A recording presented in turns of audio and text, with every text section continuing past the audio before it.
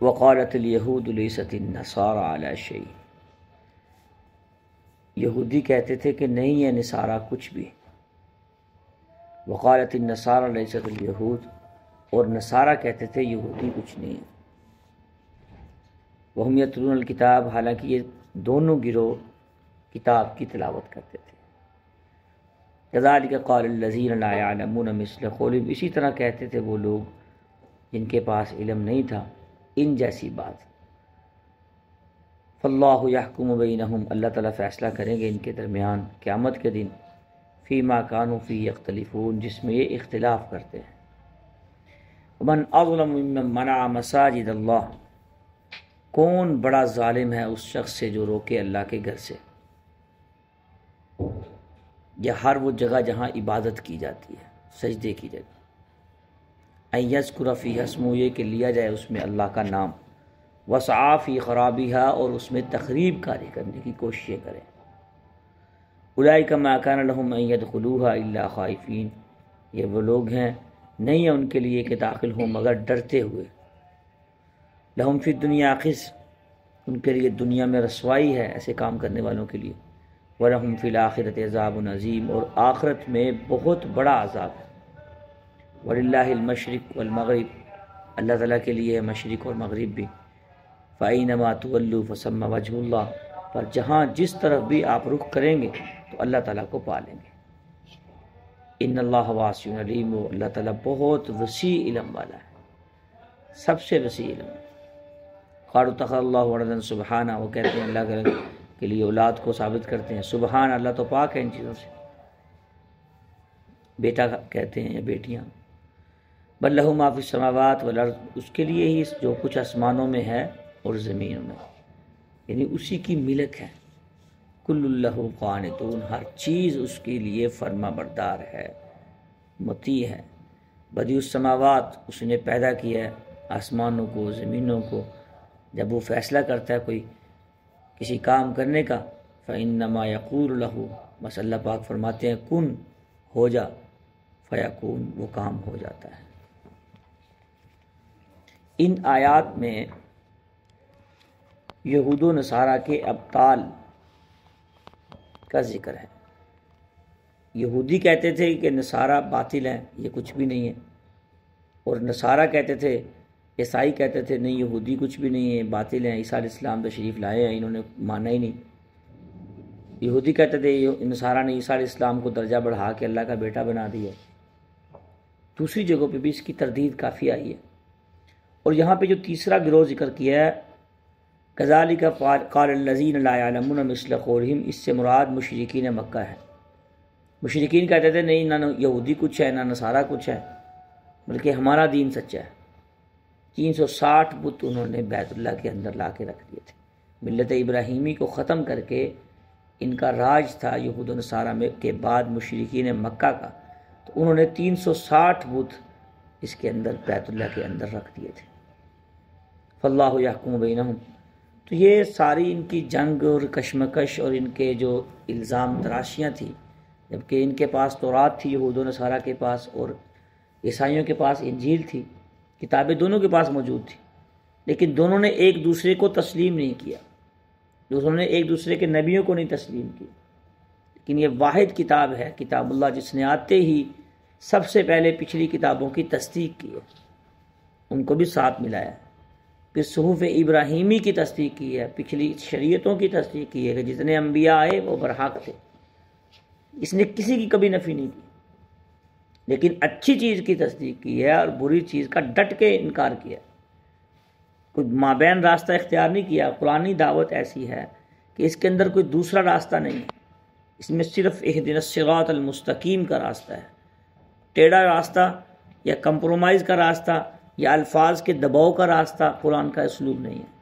یہ اگر اقرار کرتا ہے کسی چیز کا، اس بات کرتا ہے تو صاف لفظوں میں کرتا ہے. اگر انکار کرتے ہیں قرآن پاک میں کسی چیز کا، کسی فرقے کا یا کسی کفر کا یا کسی شرک کا یا کسی بھی کام کا، تو کھلے لفظوں میں، نپے تلے لفظوں میں قرآن پاک میں اس کا انکار موجود ہوتا ہے.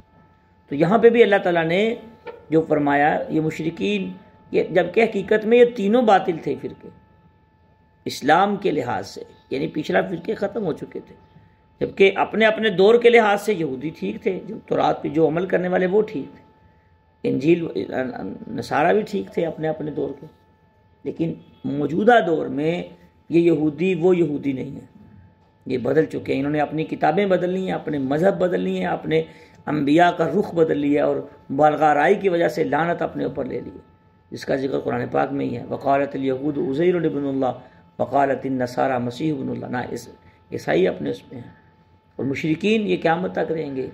آپ دیکھ لیں اپنے قریب ملک میں کتنا شرک ہو رہا ہے، گائے کو سب کچھ سمجھتے ہیں، وہ کچھ بتوں کو بنا کے بیٹھے ہیں، اسی پہ رام رام کر رہے ہیں۔ اللہ تعالیٰ کا شکر ہے جس نے ہمیں ایسے خدا کی عبادت کرنے کی توفیق بخشی ہے جو نہ سوتا ہے، نہ کھاتا ہے، نہ پیتا ہے، اور پوری کائنات کا مالک ہے، خالق ہے، رازق ہے، اور ایسی قدرت والا ہے جس نے ان کو بھی پیدا کیا، ان کے خداؤں کو بھی پیدا کیا۔ ہم اس خدا کی عبادت کرتے ہیں جس نے پوری کائنات کو پیدا کیا، اور جن خداؤں کی یہ پوجا کرتے ہیں، جن خداؤں پہ یہ مان رکھتے ہیں، ان کو بھی اس رب نے پیدا کیا جس کی ہم عبادت کرتے ہیں۔ ہم ایسے پاک رب کی عبادت کرتے ہیں جو کسی سے نہ بنا ہے، نہ اس سے کوئی چیز بنی ہے۔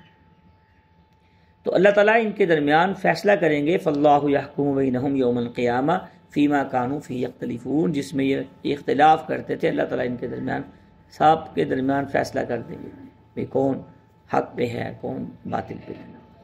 ومن اظلم ممن منع مساجد اللہ، کفار نے، بخاری شریف کی روایت ہے جلد 2 صفحہ 740 پہ، اور بھی بخاری شریف میں بھی ہے، سیاستہ کی کتابوں میں بھی موجود ہے، قرآن پاک میں بھی ہے۔ افرأیت الذی ینہی عبدا اذا صلی، ابو جہل کے بارے میں، یہ نماز پڑھنے سے روکتا تھا، بدمعاش، وہ کافر نماز پڑھنے سے روکتے تھے مسلمانوں کو۔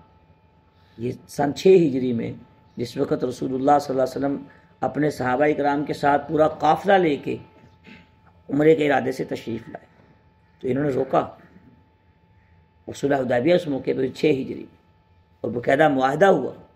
بظاہر تو ہمیں اپنا شکست نظر آ رہی تھی، لیکن حقیقت میں فتح تھی۔ اللہ تعالیٰ کے ہر کام میں حکمتیں ہوتی ہیں، انسان کی سمجھ میں آئے نہ آئے۔ تو پھر انہوں نے روکا تھا اس کو۔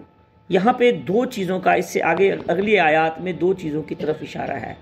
ایک تو اشارہ ہے تحویل قبلہ کی طرف، جیسے اس کا جو ہے ربط، اور اس آیت کا ربط جو میں بیان کر رہا ہوں، ومن اظلم ممن منع مساجد اللہ، کفار کی جو ایذا رسانیاں تھی، تکلیفیں مسلمانوں کو پہنچائی، اور وہ بڑی مثالی تکلیفیں تھیں، اللہ تعالیٰ نے پھر اس کا بدلہ بھی کمال کر لیا۔ آپ دیکھ لیں سن 2 ہجری میں کیا ہوا، 2 ہجری میں غزوہ بدر ہوا ہے 17 رمضان کو۔ اللہ تعالیٰ نے کمال کی، جتنی ان کی پچھلی تکلیفیں تھیں، 10 سالہ جو مکی زندگی تھی، مسلمانوں کو جو انہوں نے جتنا ذلیل کیا تھا اور جتنا مسلمانوں کو تکلیفیں پہنچائی تھی، دیکھیں عروج کے بعد زوال، تنگی کے بعد آسانی تو ہے، یہ قرآنی اسلوب ہے، یہ اللہ تعالیٰ کا طریقہ کار ہے۔ اگر اس اخلاص ہو، نیت ٹھیک ہو، کام ٹھیک ہو، تو ہر تنگی کے بعد آسانی ضرور آتی ہے۔ تو 6 ہجری میں انہوں نے، کفار نے، مشرکین نے مسلمانوں کو روکا، تو رسول اللہ صلی اللہ علیہ وسلم کا ایک معاہدہ ہوا، ایک ایگریمنٹ ہوا، واپسی ہوئی، ویسے واپس چلے گئے حل کروا کے۔ آگے اس کا ذکر آئے گا تفصیل صلح حدیبیہ کا۔ 7 ہجری میں پھر مسلمانوں نے دوبارہ تشریف لائے اپنے معاہدے کے مطابق، پھر عمرہ کیا تھا۔ یہ 6 سال مسلمانوں کے لیے بڑی اذیت اور تکلیف کا باعث رہا کہ مسلمان بیت اللہ کی طرف نہیں جا رہے تھے، اور اتنے عرصے میں انہوں نے اس سے پہلے بھی کیا تھا، لیکن اس میں انہوں نے بتوں سے سجا دیا بیت اللہ کو، اور بیت اللہ میں غیر اللہ کی عبادت بھی ہمیں یہ بچاتے ہیں، ہمارے یہ کام بناتے ہیں، اور الگ الگ بت بنائے ہوئے تھے انہوں نے، بارشوں کا الگ بت، اولاد کا الگ بت۔ کون سے خدا ہیں جو اتنے خدا ہوں، جو ایک بارشوں کے لیے بت بنایا ہوا ہے، ایک جناب اولاد کے لیے بت بنایا ہوا، ایک مصیبتیں دور کرنے کے لیے بنایا ہوا، ایک تجارت کا بت ہے۔ اس طرح کے تماشے لگتے تھے۔